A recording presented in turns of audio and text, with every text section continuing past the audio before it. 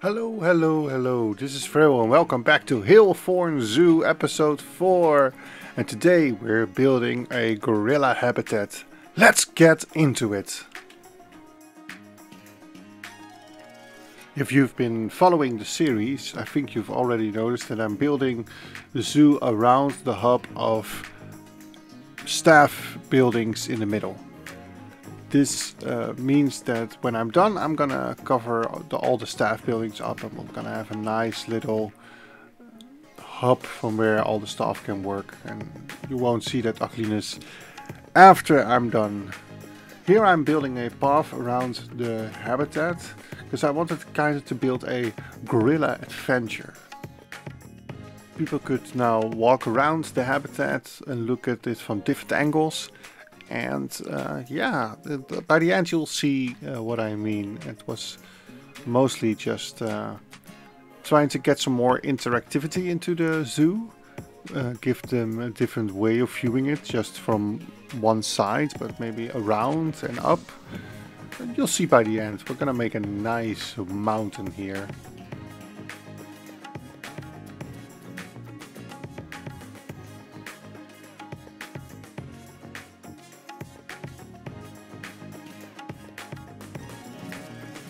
So here's the rough layout of the habitat, with a pond in the corner and some hills in the habitat to make it a bit more dynamic instead of just flat. And yeah, as you can see, the people are walking around and looking at the animals from the different heights, which is exactly what I hoped they would do. I start with building the rock work around the path and try to integrate the path with the habitat. This is also again a big back and forth with the rock work and the habitat and the path. It's gonna look nice eventually, but I needed to do a lot of work before I got it the way I wanted it to and the way I thought it would look nice.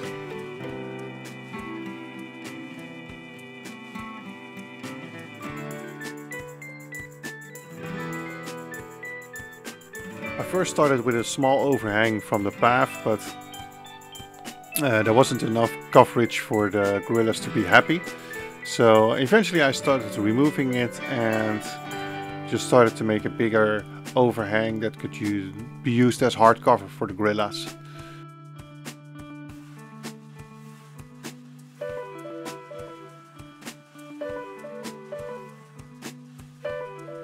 I eventually decided to move this whole overhang to the back of the habitat, also covering off the habitat gate, and I think that made the habitat look way nicer than it was. It was quite a bit of a hard thing to get the habitat the way I wanted it to, but it's now slowly starting to take the shape it will end up in. But you'll see.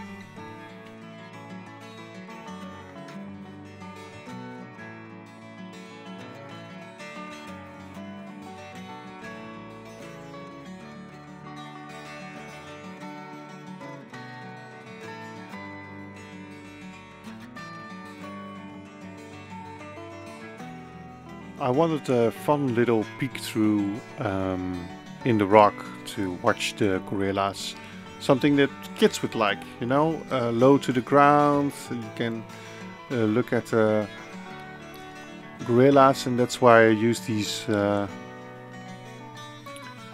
glass frames, the octagonal, no, not octagonal, quintagonal, I have no idea, pentagram, pentatagonal, diagonals. I use these diagonals to build the glass. And then started building out the path further. It's a big build this, so it took me quite a while to get everything done.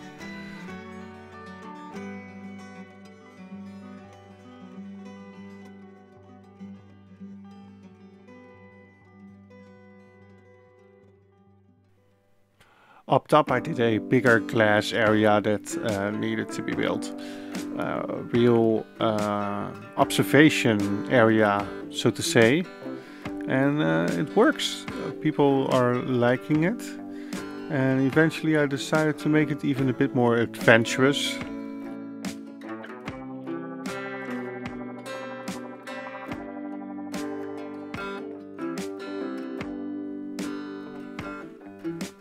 To be honest, this build was a lot of tedious rock work. And I'm pretty sure the next habitat I'm building, which is probably going to be the anteaters, is not going to be as steeped in the rock work as this is. Yeah, it felt like I was doing a lot of rock work. At least they're not the great rocks.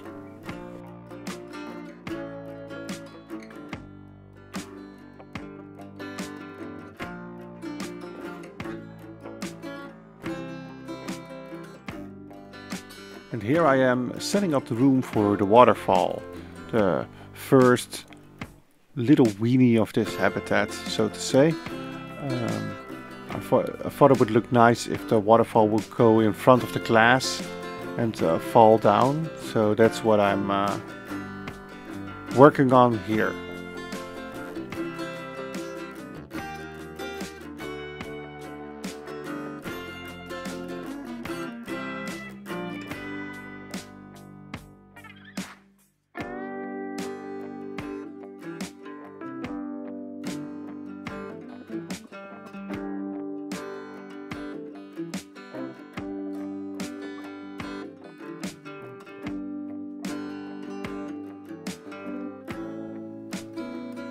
With the waterfall in, I'm working on, you guessed it, more rock work.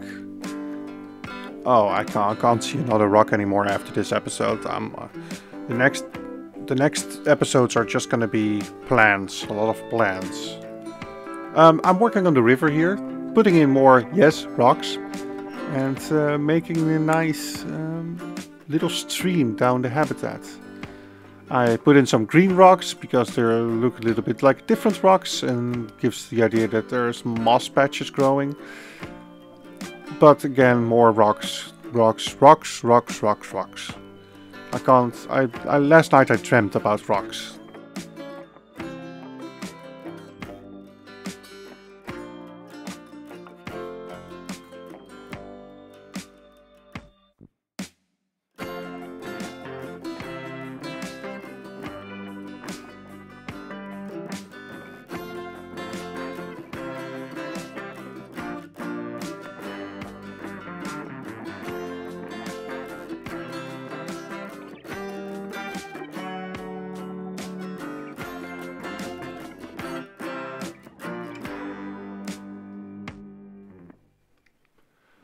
But eventually the rock work was done and I could start decorating the area. As you can see, I've already decorated a lot. I didn't realize I wasn't recording for a bit. I think I accidentally hit the stop button and didn't realize. But I'm just trying to get more grass and nature into this habitat to really get some really comfy gorillas.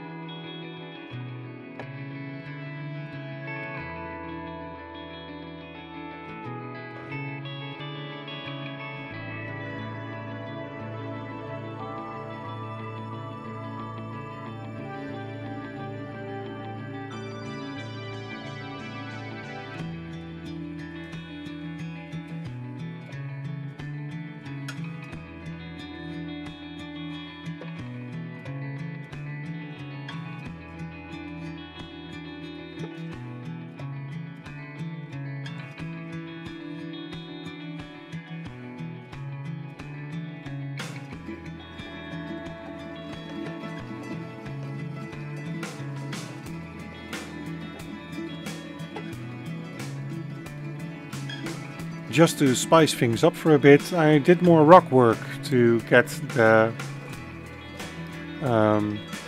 glass at the front more integrated with the habitat. Yes, more rock work.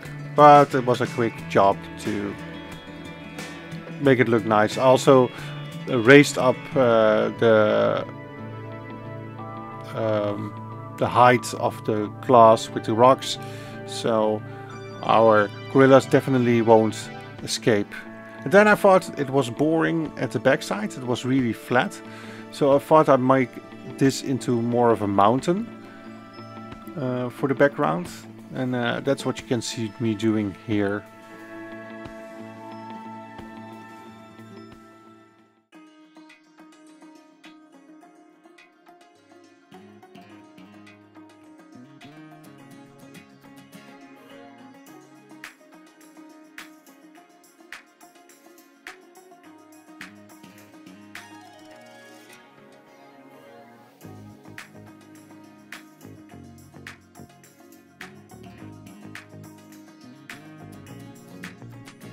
I used the Indian fences as a separator for between the glass and the path.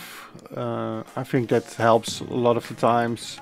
Prevents people from knocking on the glass, which is annoying to the animals. I know the people in-game don't do that, but if we're trying to do some realism, I like to do that. And now we get over to the other part of the park. Of this build, and where I'm building a little snack area, terrace area, resting area. Well, you name it, I build it. So let's see how that pans out.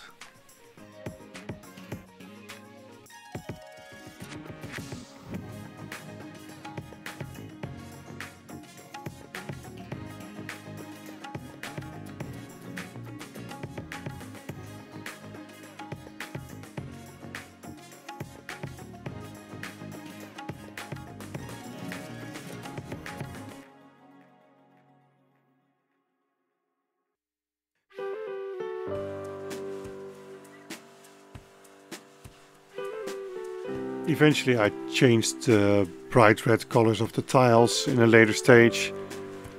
And here's one of my favorite things to do in Planet games. Placing benches and stuff. Now it's time to start working on the building for our little snack shop, takeaway shop, whatever you want to call it. And I decided on using the modern look again that we also have in our entrance. So I decided to combine the wood with the metal, yeah, to give it a fresh modern look of combined materials. And as you can see, I'm designing this shack area to have a bit of a fast food look. But again, I'm gonna be back and forth with the design. But at least I kept in my head and wanted a fresh, modern, combined materials look.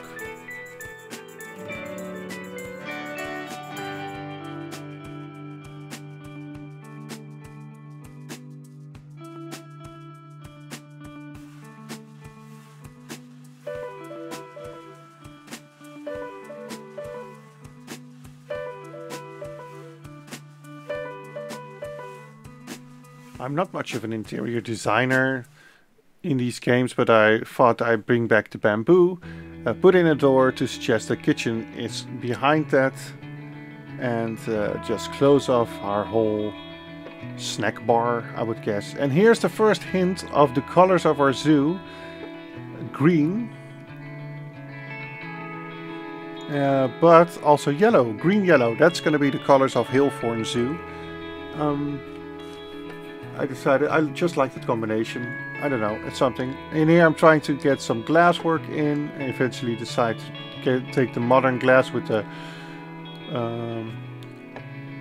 weird pattern on it and build everything out. Yeah, starting to design the garden work around it, and now everything in this area is coming together.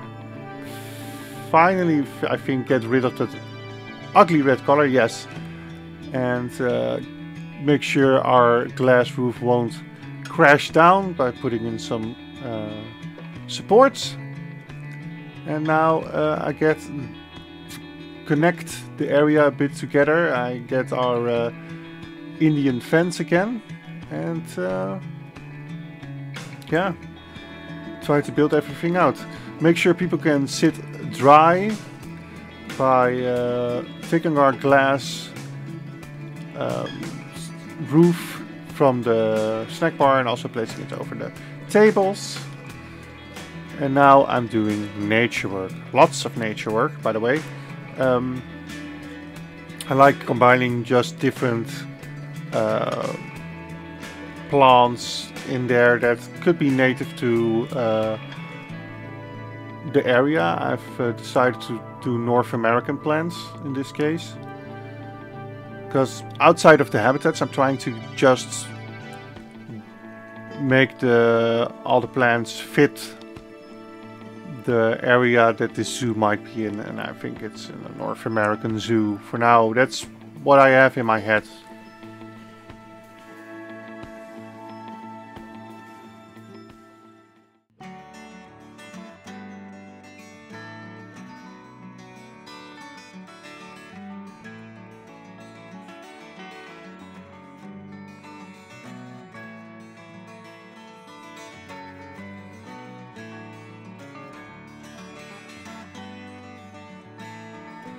Also, I do a little bit of backstaging. Eventually we're gonna connect this area up to a maintenance road that's gonna run parallel to the parking lot.